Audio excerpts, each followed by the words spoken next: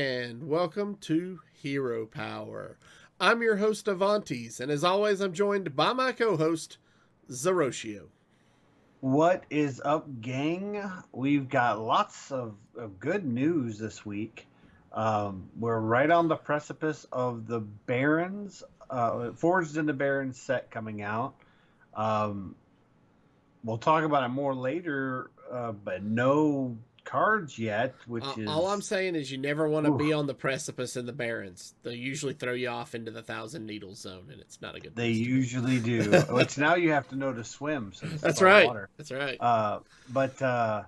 Yeah, other than that, how was your week this week in life and Hearthstone and everything in general? It was good. I played quite a few battlegrounds this week. I think I played like 7 or 8 battlegrounds this week. Wow! And got six top 4s. So, pretty good with that.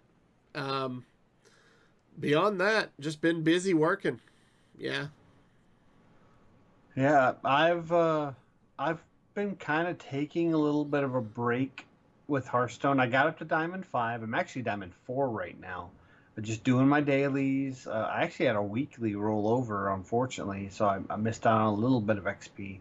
But this is usually what I do right at the end of a rotation, because usually it gets very stale just before a new set comes out that involves rotation, because we're dealing with 6 sets, and everybody's pretty much got the 4 or 5 decks that are in the meta. Which isn't entirely true right now, because the meta is real shifty. We'll talk about that more when we get to esports.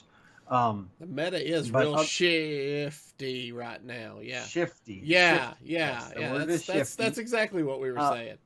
I'm personally enjoying it because there is a lot of aggro, and I tend to, when I see there's a lot of aggro, I'm really good at countering aggro with control-y style decks, and so I'm at like a 67% win rate with OTK Silas Warrior. So the Silas, I mean, I don't always get the Silas OTK off, but it builds lots and lots of armor, which pretty much just destroys Zoo, Rogue, Token Druid. Even the mages that are out right now give me time to build that up. So I don't always get off the Silas, but when I do, because of those keys. Those keys. That's funny. So I'm enjoying some Hearthstone in kind of a relaxed environment. I'm not really pushing. I'll probably try to push for Legend this coming weekend. I've had a lot of real life stuff that's been tying up my weekends lately. I also have been playing lots of Valheim. That game is super fun. There's the real culprit. That's hey, I'll just go in, play Valheim for an hour, 2 days later. Right, yeah. Because, time travel, that's how Valheim works. It sucks you in and you don't know where you are or what day it is. But other than that, we went up and visited the in-laws, and actually you and I hung out a little bit and watched some of the Masters Tour Ironforge. We did. So that was kind of cool to hang out over at your house and not get chopped in the chest. So that's a rare... Opportunities missed. What can I say? Opportunities missed. But other than that, I'm just really, really, really anticipating the new set. We haven't seen any new cards yet, and I'm kind of jonesing for reveals, and we're about to get a bunch really fast. Oh yeah. So let's just jump right into the news. We got the announcement of the Forged in the Barrens pre-launch party. So, which also includes the release date for Forged in the Barrens. So, Forged in the Barrens will be dropping on March the 30th. So, if you're listening to this on the download, that means that's only 15 days from now.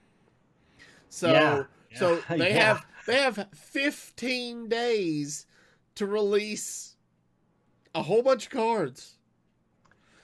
Yes.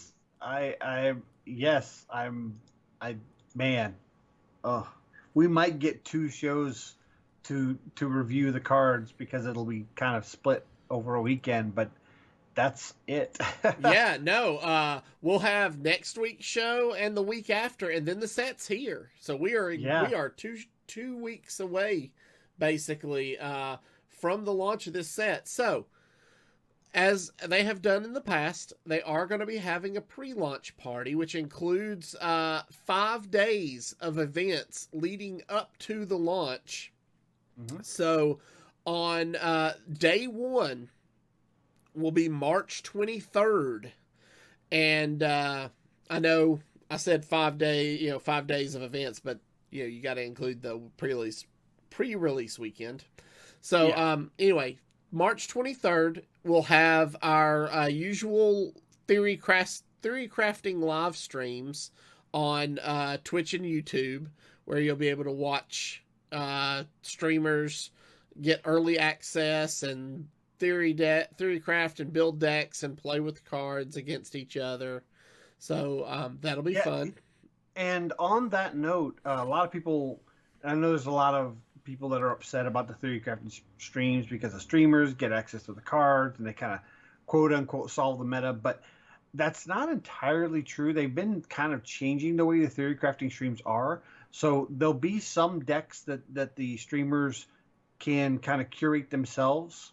But a lot of the decks they're going to be playing, if you go to the Hearthstone Reddit, you can submit decks and they will assign them to some of the streamers. So you can actually build decks with the cards. Obviously not yet because not all the cards have been revealed. Right. But once all the cards have been revealed, which is going to be pretty quick, you'll be able to submit decks for the players, for the streamers to play. And I know Regis Kilbin tends to pick the ones that are the most out there, crazy OTK or combo style decks, and it's a lot of fun. I know it's not a popular opinion, but I like the theory crafting streams because it gives me, I'm not a from the grounds up deck builder. I'm more of a deck tweaker when it comes to my style of play. So I'd like to take a deck and then modify it from that build to suit my playstyle. It might not make it better for the overall player, but it suits my playstyle. So it gives me some kind of little ideas of, oh, there's this 6-card combo that I can then take those 6 cards and make my own variation of, or there's this nice shell of an aggro combo that I could aggro deck that might be a good solid 15, 16 cards, and then I can add to it. And so it really kind of gives me a little bit of fuel to my fire to then enjoy my first few days of the set when it comes out without just kind of banging my head against the wall with cards I don't even have an idea how to start. Now, I know not everybody's plays the way I do, so some people want to have that, first-hand experience and nobody else has touched it yet. But for me, I enjoy watching them. I specifically go to Regis Kilbin and Dexter because both of them tend to go outside of just try to win on ladder. And they focus more on have fun with the game on ladder and try to win. Yeah. So I enjoy Dexter's stream when I do watch. I like to watch Dexter. He's a really good deck builder. So well, that's not too far off from Regis Kilbin since it's a known thing that Dexter lives in Regis Kilbin's basement. So yeah, that's true. That's true. All right, so on day 2, which will be March 24th, they will be giving away 100 mega bundle codes via Reddit. Yes. So there will be in the Hearthstone Reddit, there'll be entries on how to do that. So all that will be in the Reddit, and we'll have the link to the Forged in the Barrens launch party blog in our show notes, and you can access that link from there as well. But yeah, this is something they started. I think it was last set, and they gave out lots and lots and lots of bundles, and these are the mega bundles, not the regular bundles. So you get the card back, the hero portrait, the golden legendaries, the whole bang. Then on day 3, which will be March 25th, they'll be giving away 150 mega bundle codes via content creators. And this will be done various ways. The popular content creators will be either doing them via Twitter or live on their streams. I know usually Regis Kilbum does them, like splits them a bit, but he has some he actually gives out live on his stream. And then day 4 on March the 26th is also the same thing. So the 25th and 26th is a total of 300 mega bundle codes given via content creators. That's a total of 400 mega codes. That's people in the community like to say that Hearthstone's all about the money and they don't really care about giving to the community, but I disagree. This here shows me that they are trying to give back to the community and celebrate these launches. Sure, 400 might not be even close to the total player base, but I mean, that's more than most gaming companies do. Yeah. So then there'll be a 3-day hiatus from the 26th to the 29th. On day 5, March 29th, there will be gifted subs to popular Hearthstone Twitch streamers. So pretty much all you have to do is be in your favorite streamer's chat for a chance to get a gifted sub. Yeah, and you can even multi-Twitch and open multiple windows and mute them and whatnot, but you'll still be in their chat. And you might be able to be giving gifted subs. They usually do them in blocks of 100 per streamer. And I don't know what streamers will be involved, but I know they have included even the lesser popular streamers that don't have as many views as like the Regis Kilbins and the Kibblers and the Dexters. They included Brookworm. I know they've included Ridiculous Hat before.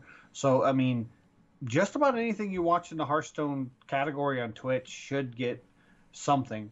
Yeah. I want to apologize to Ridiculous Hat now for Zerotio saying he's not as popular as Kibbler. Lies, sir. I'm just numbers wise. In my heart, Ridiculous Hat is my second favorite streamer. I mean, Regis Kilbin always has to be number 1. I'm sorry. I'm wearing a Regis Kilbin shirt today.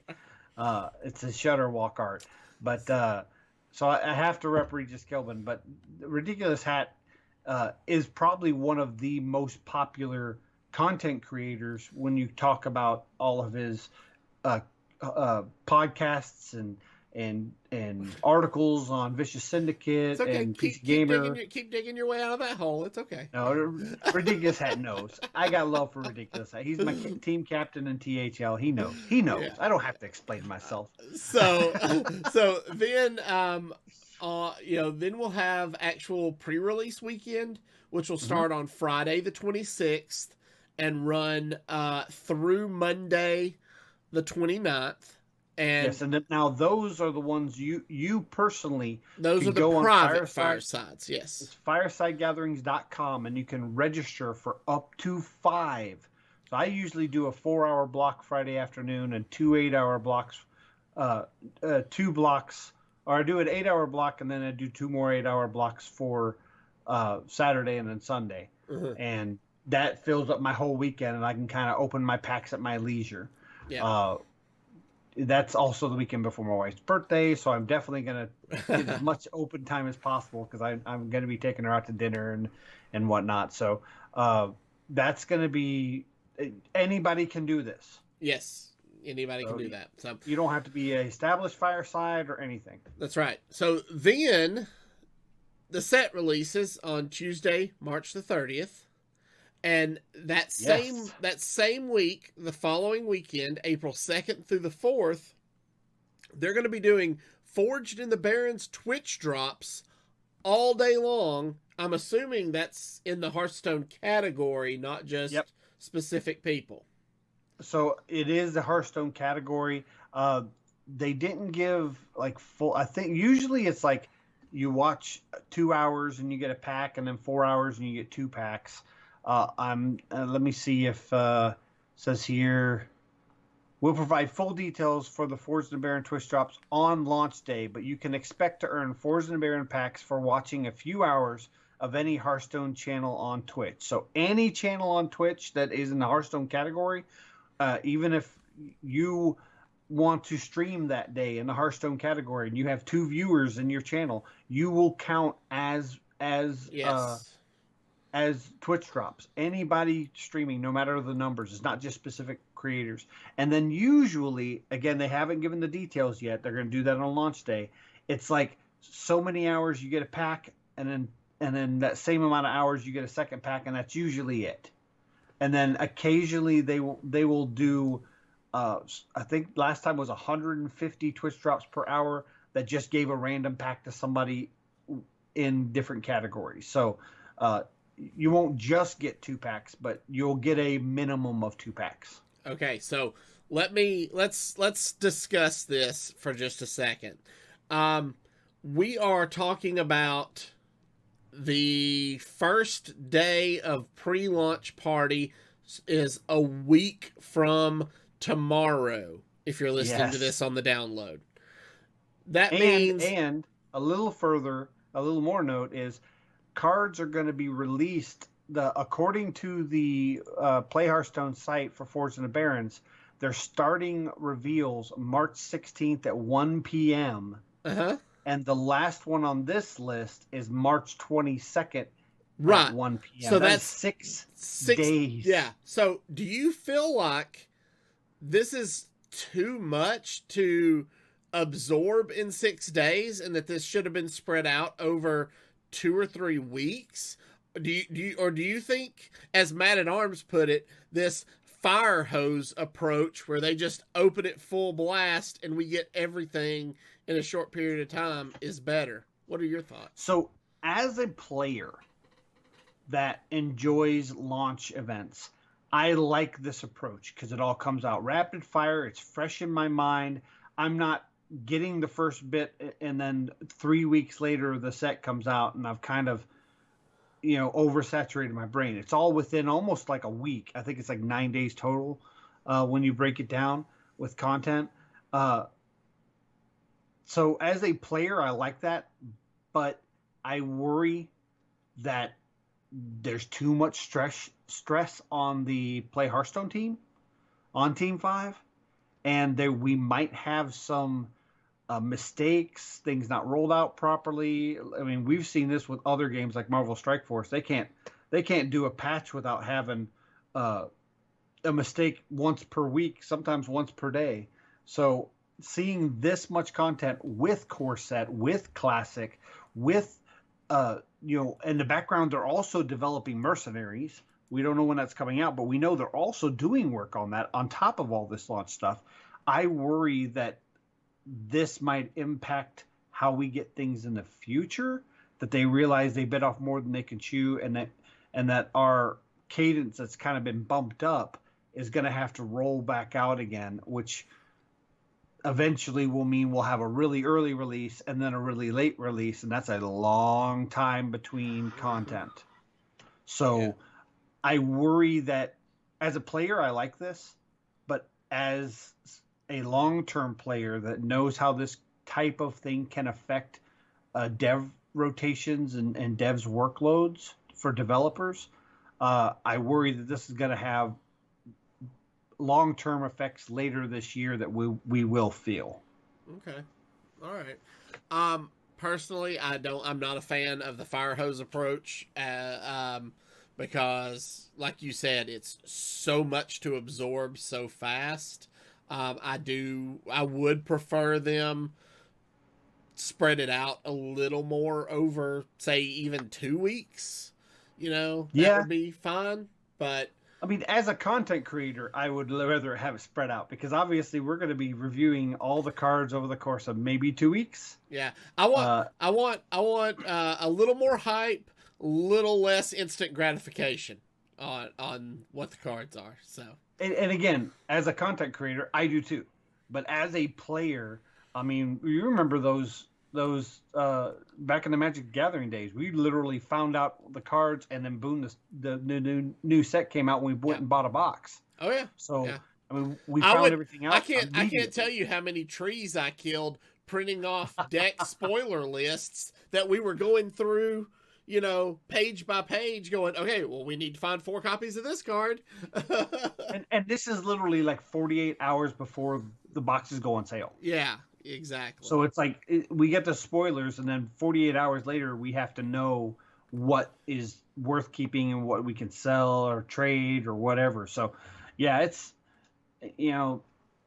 I liked it back then, and I like it now as a player. If I wasn't a content creator and all I did was play Hearthstone, I like this fire hose effect.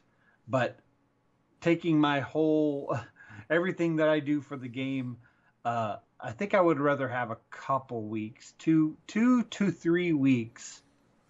Maybe like half a week, then a full week, then half a week. So, it's 2 weeks, but it's over the course of 3 weeks. Right. That's how I would like it. Okay. All right. Well, let's move on to our next topic. We had a tweet from Amic_plays on Twitter. We're going to call him Amic from now on. Amic. Okay. He says, well, we know the first nerf in Standard, and he basically shared a picture of a 2-cost Nitro Boost poison. Yeah, so this was also retweeted by Ben at Ben_Hearthstone, a good source of content on Twitter, and he actually shows the entire deck recipe for the warrior class, and it does show Nitro Boost poison at 2 mana. So there was a tweet from I believe it was Alec Dawson that said that because of all the workload going into patch 20.0, they can't do a patch ahead of 20.0 that will include the balance change, and he used a singular statement. So a lot of people believe, based on that tweet, that this is going to be the only balance change, but we don't know for sure. Yeah. Now, it is important to note. It is important to note that later that day, that same day, that they changed the Nitro Boost poison back to 1 in the deck recipe deck list, as Ben Hearthstone had shared later. So, was this a slip of the tongue? Did they accidentally post it and it wasn't supposed to, and then they updated it, or is we don't know. And there's also been no confirmation from Team 5 otherwise, because a lot of times if this is like a typo, somebody, usually Dean Ayala, will say, "Oh, that's a mistake," blah blah blah, and clarify it. But they haven't said either way, which usually means that they don't want to divulge any information in a statement like that. So, yeah, we don't know if this is going to be one of the balance changes. We do know that the balance changes are going to come with patch 20.0, along with all of the nerf reversions or the balance change reversions. So that patch 20.0 is supposed to hit, I believe that's the 23rd, because that's when everything else is happening. So that 20.0 is supposed to hit on the 23rd. It will include the balance changes that's supposed to happen, and the nerf reversions. So all of that will be available to play in the old Year of the Phoenix meta until the set drops on the 30th. So if you're pushing for a rank, whatever rank you want to push to, whether it's Diamond 5 or you want to just push for Diamond or push for Legend, I would do it before the 23rd. Because when the 23rd hits, and we're going to go over the nerf reversions in the second half of the show instead of a play portion this week, the meta is going to be crazy. It's just going to be nuts. Yeah. All right. So that brings us to Masters Tour Ironforge. Yeah. Which, we mentioned, you and I spent a little time yesterday vegged out on the couch watching the tournament. Yes, we did. It was a lot of fun. They did something different. So the tournament, Masters Tour Ironforge, was March 12th through the 14th. As we're recording this, it's still going on. They're in the top 8 right now. No, they're in the top 4 right now. Well, no, it shouldn't be a top 4. They should be finishing up the top 8. Okay. We've only had 2 of the top 8, so we know 2 of the top 4. The other 2 are still playing. I believe it's Trihison versus Xiao Wang, but they did it a little different this year because of the way the format is going. I think the place in the money, you have to have a 7-win out of the Swiss. And they basically did 9 rounds of Swiss, and then they broke into top 16, did single elimination, and then you had your top 8. So kind of just a note of a little bit of note of our personal is Bloody Face, who is now known on in the tournament scene and on their Battle.net as Luna Love, ended up going 6-3 and 80th place just outside. But when we were watching, she was at 5 wins. 5 and 2, yeah. You know, she obviously did very good. You know, in the field, and the field was really stacked. There were a lot of really top players. I think the fact that everybody can play from home meant the Grandmasters are all going to show up, and all of your top Masters players, even if they qualified, you know, for anything already, are going to show up. So the field was really fierce, and they broke into our top 16. The top 16 had Flocky defeat No Flame. We got to see No Flame. He was a really good player. He really impressed me. 3-2, and then Turna defeated McBanterface, which we've seen McBanterface in the kind of in the circuit for a while. 3-2. Oka Sensuke defeated another Chinese player. All we have are Chinese characters here. 3-2. Zhao Bai defeated Lambi Series 3-2. Trihison defeated Dmitry Kasov 3-0. Zhao Wang defeated Zoltan 3-1. CD defeated Be Quiet 3-1. And Maverick defeated Kalis Luna 3-0. Now, Kalis Luna, we watched one of their matches, and they really impressed me. They're out of Canada. I hadn't seen them play before. Yeah, and I can't find anything on this player. Yeah. I've looked. Twitch page is inactive. Twitter handle is inactive. There's nothing I can find about this player anywhere, and so I hope to see them. We're going to leave it at that. I hope to see them in the future. Just from watching them play, I think there's somebody to keep an eye on because they made some really good heads-up plays. But that leads us into our top 8, where we have Turna facing Flocky. I got to watch this one this morning. Did you watch this at all? No. I got up and went to church this morning. I've not watched any Hearthstone at all today. So Flocky ended up going 9-0 out of the Swiss, undefeated, and obviously won his top 16 versus No Flame, who's no slouch. No pun intended. And Turna, of course, Grandmaster, defeated Flocky 3-2. And then we just had the wrap-up of Oka Sensuke versus Zhao Bai, where Zhao Bai ended up taking that match 3-2. Mm-hmm. And then we have the rest of today is going to be Trihison versus Zhao Wang, and then CD versus Maverick. One major note here is 0 America's representation in the top 8. That is correct. And I believe in the top 16, the only that I recognize, the only America's representation is Kalis Luna and I think McBanterface. Other than that, I think the rest is from other areas of the world. So the casters kind of talked about it today a little bit. I know specifically about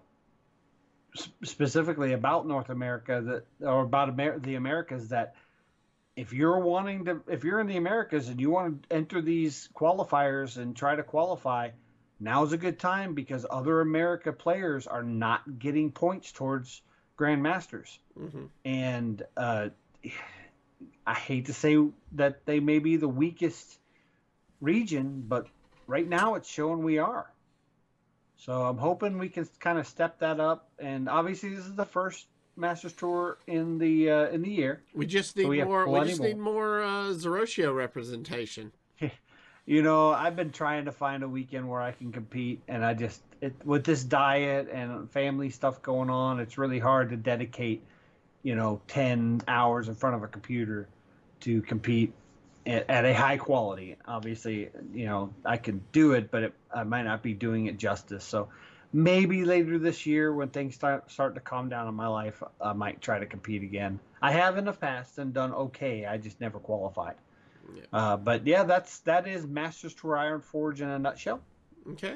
Any takeaways from this weekend? Did you enjoy? I did. I enjoyed watching Hearthstone for the first time this year in a tournament setting, because this is the first Masters Tour of the year, so it was good to get back into that groove. And we also got to see TJ cast, which we did. We had heard news that he was let go from the esports team because they've outsourced that to ESL. So obviously TJ is getting some work within the Master Tour system, and I love it because as a color commentator, TJ is one of my favorites. I really like listening to him give his approach to casting, and I think he's a gem. And hopefully he continues to work the Masters and Grandmasters broadcasts. All right, so that brings us to this week's Tavern Brawl, which was just a hallucination. These aren't my beautiful cards. This is not my beautiful deck. Your deck's overflowing with hallucinations. Go see how the other side plays. So that song's gonna be stuck in my head all day now. If you're not familiar, if you don't remember, hallucination is a 1-mana discover a card from your opponent's class. So I don't think I've played this one yet. I have. It took 2 attempts for me. I tried it first as Warlock and ended up playing against a Druid, and I lost that one. And then my second match, I went with Mage, and ended up playing against a Hunter, and was able to just draw better than them and won the game. So it was a 2 and done for me. Yeah, I'm gonna have to play it before it rolls away. Like I said, I've been kind of getting in, doing the ladder grind and quests simultaneously. So yeah, I definitely got to do this one. Yeah. So all right, well, that brings us to this week's deck list. But as we are, as Zerotio likes to use the word, on the precipice of a new set, we're not going to be playing a deck list this week. What we are going to do is we are going to talk about the Balance Reversions that are coming to Hearthstone. Yeah, and if you're on the video portion, you'll see I kind of have the Legend Chest for Wild posted on here, and that's because most of these cards are going to impact Wild only after the rotation. However, like I said before, this patch is obviously going to be same as the pre-patch for the Forged in the Barrens set. So it's going to push all the Forged in the Barrens cards into the client before you can play with them, usually about a week, which means these balanced cards will be able to be played in standard for about a week. So you might be able to unlock some crazy combos, and it's going to be exciting for about a week before Forged in the Barrens comes out, and these rotate to Wild. That's right. So, all right. Without further ado, I guess, let's kind of just jump right into this. So, these are all courtesy of Emic_plays on Twitter. Yes. He had posted these and put together these JPEGs that we kind of threw under these slides. So again, thank you to Emic. So first up, Ancient of Lore. It used to say choose 1, draw a card, or restore 5 health. It will now be choose 1, draw 2 cards, or restore 5 health. Yeah, this is like all of these. These are just nerf reversions, and I don't think it wasn't really played when it was draw two cards, except in a couple broken scenarios that were at that time for combos, and those combos aren't really prevalent now. So I don't see this being that impactful for the week it's in standard, and I definitely don't think it's good enough in wild because wild has way more broken things to do. But it's a good change. Yeah. It's good to go back. Next up, Keeper of the Grove is going from 2 health back to 4 health. So again, that was just a health nerf that's getting reversed. Yeah, and I played this a lot as a 2/4. I don't know if it's gonna cut the weight, but to be honest, this is kind of a good silence to have in Druid in Wild. I don't know if it's strong enough still, but we'll see. Yeah. Dino Tamer Bran, who just got nerfed to 8 mana recently, that's getting reversed, and he's going back to 7 mana. This will be the most impactful the week gets in standard. Everybody's going to jam Highlander Hunter that week, is what I suspect. So play your Bomb Warriors. Starving Buzzard. Now, this is a card, for those of you that have been in the game a long time, this card got nerfed a long time ago. So its current version is 5 mana, 3/2. It's getting reverted to 2 mana, 2/1. Is that right? The stats really don't matter. This could be a 2 mana 0/1. The fact that you can use it with Unleash the Hounds, because whenever you summon a beast, it's summon, not play, draw a card. Mm-hmm. And there was a lot of controversy that a lot of people thought that this nerf was very heavy-handed, and they should have changed it from a 2 mana 2/1 whenever you play a beast, draw a card. And they chose to go with a 5 mana 3/2, which basically just broke the card at that point. It wasn't worth playing. But with Unleash the Hounds, this is going to be...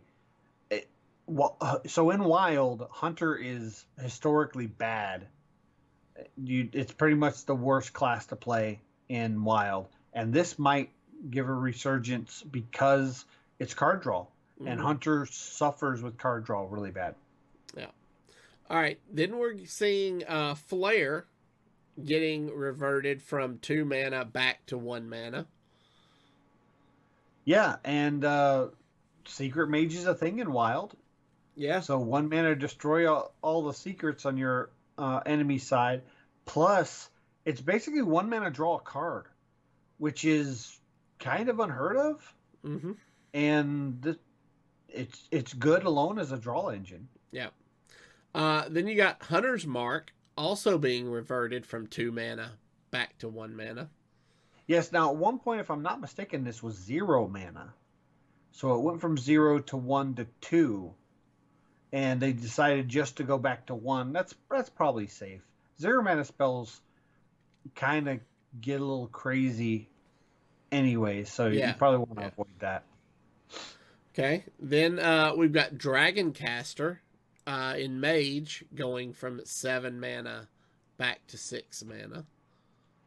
I don't think this is going to be very impactful in Wild, but it was very impactful with Puzzle Box. So that first week, while it's still in Standard, you can Dragoncaster on 6 for Puzzle Box. Mm. Now, whether that's strong right now, I don't think it is, but yeah. Yeah. All right. Then we've got this card that nobody called when it first came out, saying it was going to be good. Conjurer's Calling going from 4 mana back to 3 mana. So slight correction, as documented by Ridiculous Hat on Coin Concede and various other platforms, there was one person who called this, and I believe his name was Zerotio, because in our community rating sheet that we usually started out as just Hero Power and Coin Concede together, and it's kind of branched out to all the podcasts get in there. I mean, I think we have 40, 45 different people in there rating it at any given time.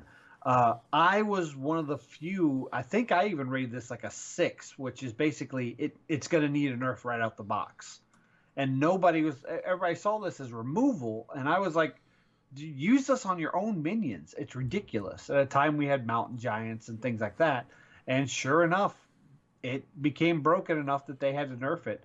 I think this is going to be very impactful in Wild, and I think it will see a lot of play. It sees play at 4 mana, so it's going to be even better on 3.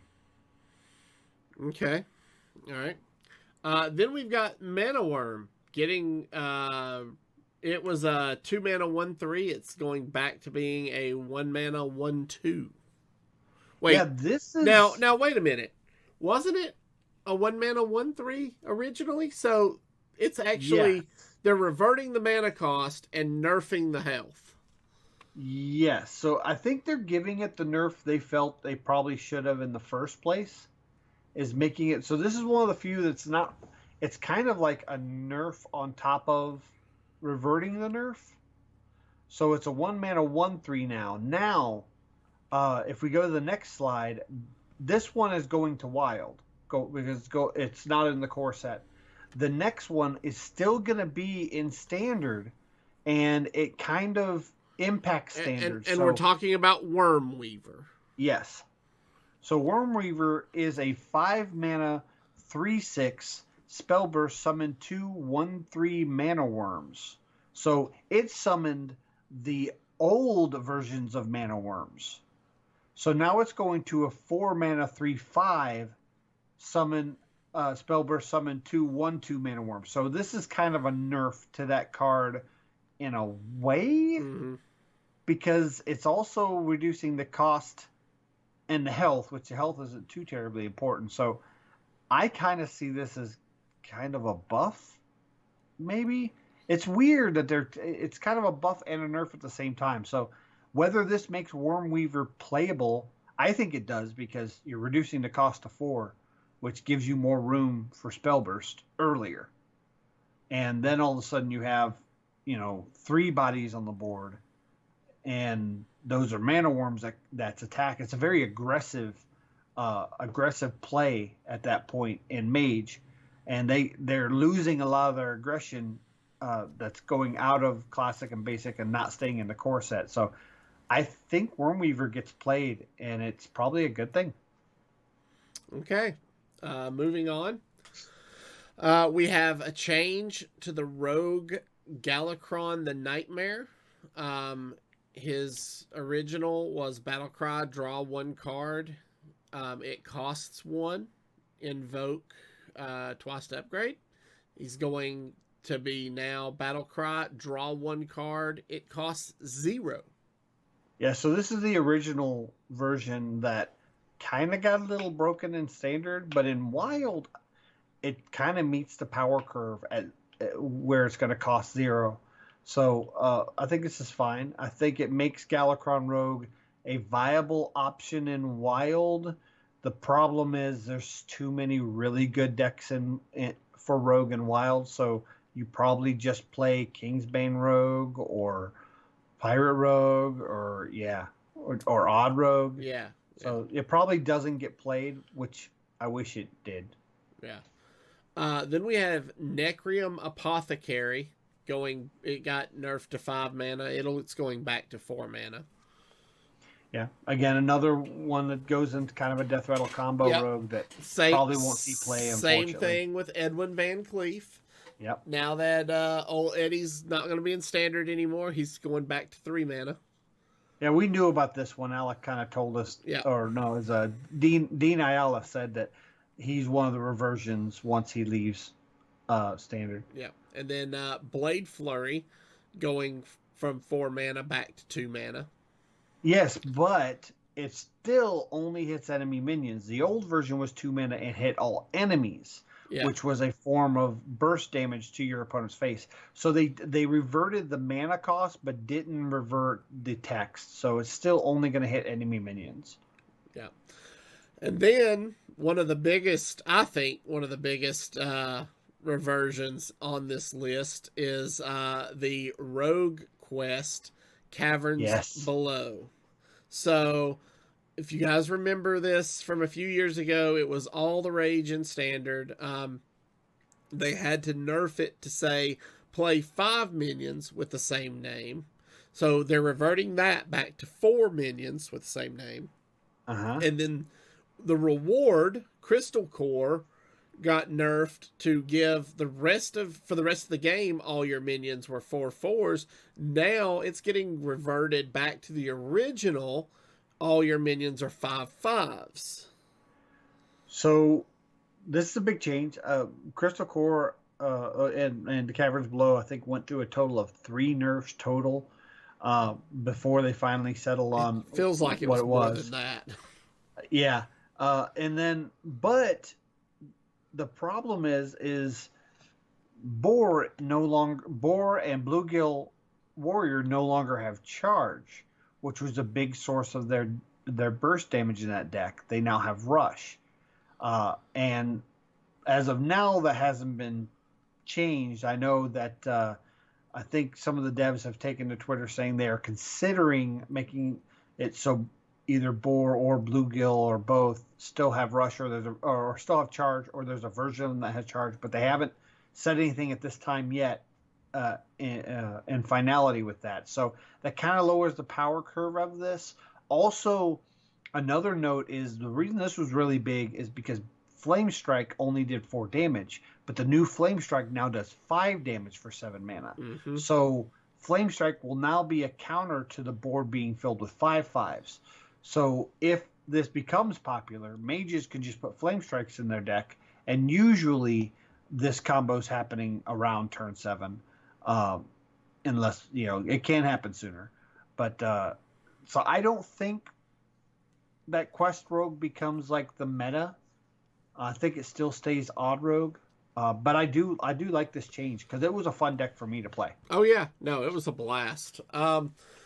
All right, then we're getting Power Word Shield reverted. It was 0 mana, give a minion +2 health, and it's going back to its original give a minion +2 health and draw a card. For 1 mana. For 1 mana.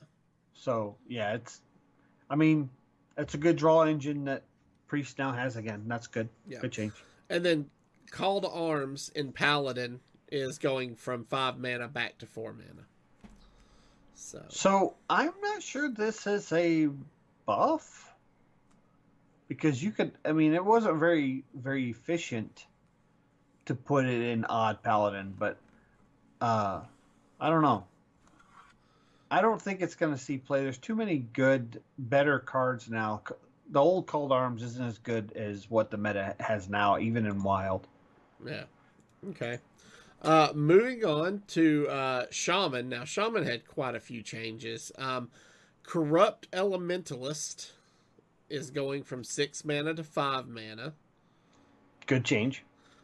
Dragon's Pack was summon 2/3 spirit wolves with taunt. If you've invoked twice, give them +2/+2. It's going back to its original summon 2/3 spirit wolves with taunt. If you've invoked twice, give them +3/+3. That's huge. So those 5/6 taunts were really tough to get through. And if Galacron Shaman becomes part of the meta, which Shaman's always been kind of on the fence on what's in the meta in Wild, this might push Galacron to being at least one of the top 2 Shaman decks you play. Flame Tongue Totem. Now this is a change. Flame Tongue Totem is getting buffed from 3 mana to 2 mana, but then its health is getting nerfed from 3 to 2. Yeah, so this is another one where they're reverting the mana cost, but they're applying kind of a nerf to the health. So it's no longer 2 mana 0/3, it's 2 mana 0/2. And this kind of goes in line with totems, in my opinion. So I think this is fine. Okay. Invocation of Frost, the Shaman spell, is going from 2 mana to 1 mana. Yep, it's good. It was great at 1 mana. It needed the nerf, and it's gonna be the power level it needs to be in Wild. Yeah. Make Shaman great again, right? Yeah, that's right. And Where's Rasika? Where's Rasika? and Spirit Claws is getting reverted from 2 mana back to 1 mana. So this is big, but at the same time, you don't have Spell Power Totem. You don't have the Wrath of Air Totem anymore. So I don't know how impactful it's going to be. We'll see. We'll see how the players in Wild figure this out. yeah. All right. Then the only Warlock change that I think's on this list is to Fiendish Rites. It's going from 4 mana back to 3 mana. I don't think it'll be played, unfortunately. Okay. And then in the Warrior class, Scion of Ruin is going from 4 mana back to 3 mana. This is pretty big, Yeah. especially when you played that deck with Barista and you bounced it back to your hand, which gave you, 3 more minions on the board with Rush the next turn. Yeah, I like it. I like the change. Okay. Bloodsworn Mercenary is going from 2/2 to 3/3. Yeah, so reverting that nerf, I think that's what Wild needs. Yeah. And then Charge is going from 1 mana, give a friendly minion charge, it can't attack heroes this turn, back to, or I guess it's getting nerfed to 3 mana, but buffed, give a friendly minion +2 attack and charge, so it can attack face again. Wasn't it 2 mana before? I thought it was. I thought it was. But I don't remember because it wasn't played all that much. But I think this is a fine change. I don't know how well it gets played, but we'll just have to see. Okay. All right, then we got neutral changes. So first up, Dragon Queen Alexstrasza is getting her Battle Cry effect unnerfed. So the minions that you get, or the dragons you get off of her Battle Cry, will go back to costing 0. Mm-hmm. Which is I think huge. this will be good. Yeah, it's huge. You can do some crazy stuff when there's 0. Archivist Elysiana is going from 9 mana back to 8 mana. This is a nerf. Is it? Because now you cannot play Archivist Elysiana in Odd Warrior. Oh, okay. Because wasn't it 7 mana at one point? I thought it was. I don't remember the original cost for Archivist. I thought it was 7 mana originally, and then it went to 9. And a lot of that was so it could stay in Odd Warrior. Because it was kind of a win condition for Odd Warrior, because they went into fatigue, and then they used Archivist Elysiana to fill their deck back up. But the Team 5 has already said they're trying to get away from decks that just win by fatigue without a win condition. And this, if she was still odd, that would kind of keep promoting that win by fatigue without a true win condition other than fatigue damage. May 20th, 2019. She went from 8 mana to 9 mana. Okay, so I don't know why I thought she was 7 mana, 7/7. So, might be thinking of one of the Dr. Booms, but regardless, she is kind of a staple in that Wild Odd Warrior. Yeah. And now she won't be able to be in the Wild Odd Warrior. That's right. Next up, we have Bone Mare going from 8 mana back to 7 mana. So I remember Bone Mare got played quite a bit when it first came out. I just don't think it's going to be good enough in current Wild, unfortunately. Yeah. Then the Bad Luck Albatross is going from 4 mana back to 3 mana. This is a big one because Highlander decks, Reno decks, as the Wild players like to call them, are prevalent very often in Wild. And having a 3 mana 4/3 minion that basically kind of locks down the Highlander gameplay is big. It was played quite a bit in Wild when it was 3 mana, but it was just a little too slow at 4 mana. Now it's going to be a counter again. Yeah. Then we've got Frenzied Fellwing, who his health was at 2, is going back to 3. So it'll be a 3/3 again. Sarnat Chain Gang is their battle cry is being restored from summon another Saronite to summon a copy of this. So if it gets stat buffed, it summons another one with the same stat buff. So this just enables more, as you see on my shirt, Shudderwalk shenanigans. Correct. Because you have to rely on Doppelgangster, which is a 6-mana spell. Now with Shudderwalk, you really don't care about the cost because you're not trying to combine them on the same turn as long as you play them. So if you played with Doppelgangster in your deck, you probably will still play with Doppelgangster in your deck. The difference between this and Doppelgangster is these have Taunt, where Doppelgangster doesn't. So that gives you a little sustain early where they have to deal with taunts before you can get into your Shudderwalk turn. Yeah. But ultimately, I mean, it's really going to be preference whether you want to put this in place of Doppelgangster or you want to play the chain gangs that have taunt. So yeah, it's a good change, but I don't think it's going to be that impactful unless buff becomes a thing in WoW, and I just don't think it ever will. Okay, Arcane Golem is going from 4 health to 2 health and getting charge back. Yes, that's the charge is kind of the meaningful one. Oh yeah. Knife Juggler is going from 2 attack back to 3 attack. And Leper Gnome is going from 1 attack back to 2 attack. That's actually bigger than you think because of the side quest for Hunter. Mm-hmm. Now you're going to have 2 ones on the board. And before, you kind of just, if you had an empty board, you just leave the 1/1s alone because as long as they don't die, they're only doing 1 damage instead of 2. But now they're doing 2 damage either way, whether they swing or whether they die. So that's going to be a lot more pressure for that. Was it reinforcements or? Yeah. Yes. Yeah. So. And then Undertaker is going from is getting their health boost back. So Undertaker gives +1 attack when a Death Rattle minion dies, but now it's going to get +1/+1 again when a Death Rattle minion dies. Undertaker was a fantastic card back in the day. It was one of my favorite. I loved Undertaker Hunter. And it's when you summon a Death Rattle, not when it dies. When you summon a Death Rattle. Okay. That's even more impactful. Yeah. This is, if you play the Toxic Reinforcement Face Hunter, you can put Undertaker in there now, and it's kind of a sustainable ability, because if you play the Undertaker and then use your hero power and summon 3 Leper Gnomes, all of a sudden your Undertaker gets +3/+3, and your Leper Gnomes are all 2/1s. Yep, that's correct. And this is a play you could feasibly do on, turn 5 or maybe 4? Yeah.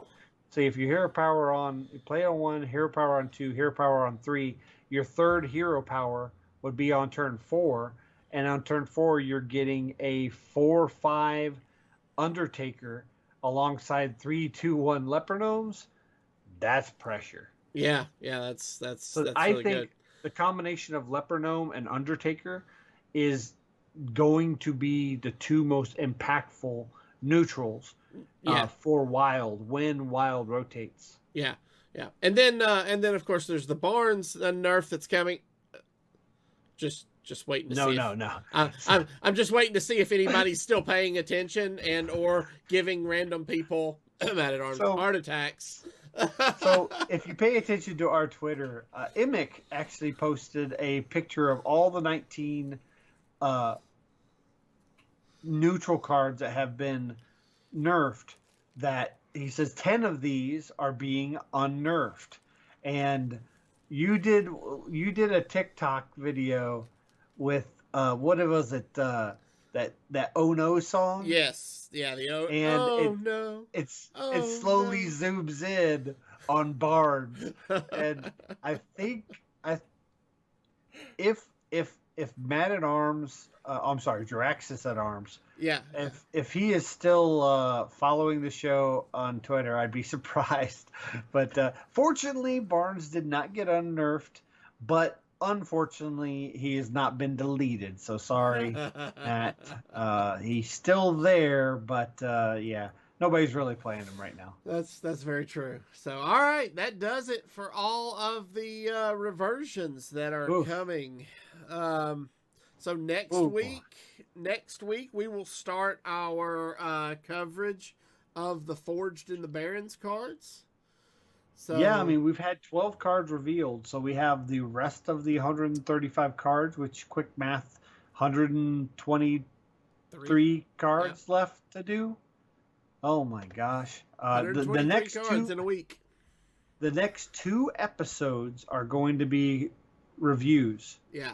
Of the cards that are being released, and then so that is next week's episode, followed by the following week's episode. So we're recording the first episode after the reveals on the 4th of April. So if anybody has any theory crafted decks or decks they see the first couple days that they would like us to highlight, decks they've built that they think we would enjoy playing, send them to us. Exactly. Feel free to send them to us. We'll put them in the queue. We try to do a different class every week for the first at least 5-6 weeks. So if we don't get to yours, we probably will unless we play that class. So please send those to.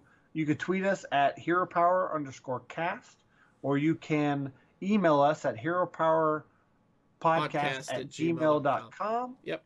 Or if you're part of our Patreon over at patreon.com/HeroPower, you will also be part of our Discord, and you can just send myself or Avanties a DM in Discord or put it in our Hearthstone decks channel. And usually, I know Howard the Dave submits lots of decks, and we play a lot of his decks on the show. So feel free to put that in our Discord if you're part of our Patreon group. And I'm excited. I love rotation.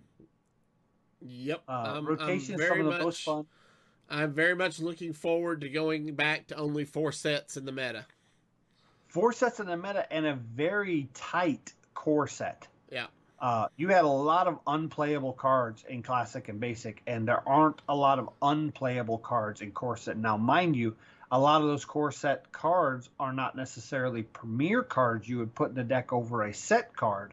But if you're a limited collection, those Core Set cards might be very impactful. And I think it's going to make for a very tight meta this first bit of Year of the Griffin, and I'm really excited to see how it fleshes out. Yeah, me too. I'm ready for some changes and some new, fresh, exciting Hearthstone. So, all right, guys, that's gonna do it for us this week. If you have any questions or comments about the show, as Zerotio mentioned, please feel free to send us an email at heropowerpodcast@gmail.com. Hit that subscribe button below on YouTube if you haven't done so already, and click that little bell notification so you know when our new videos come out. For more details about our Patreon, head over to patreon.com/heropower, whereas for as little as $1 a month, you can join our patron-only Discord. So, all right, gang, until next week when we talk Forged in the Barrens. Don't forget to use your hero power.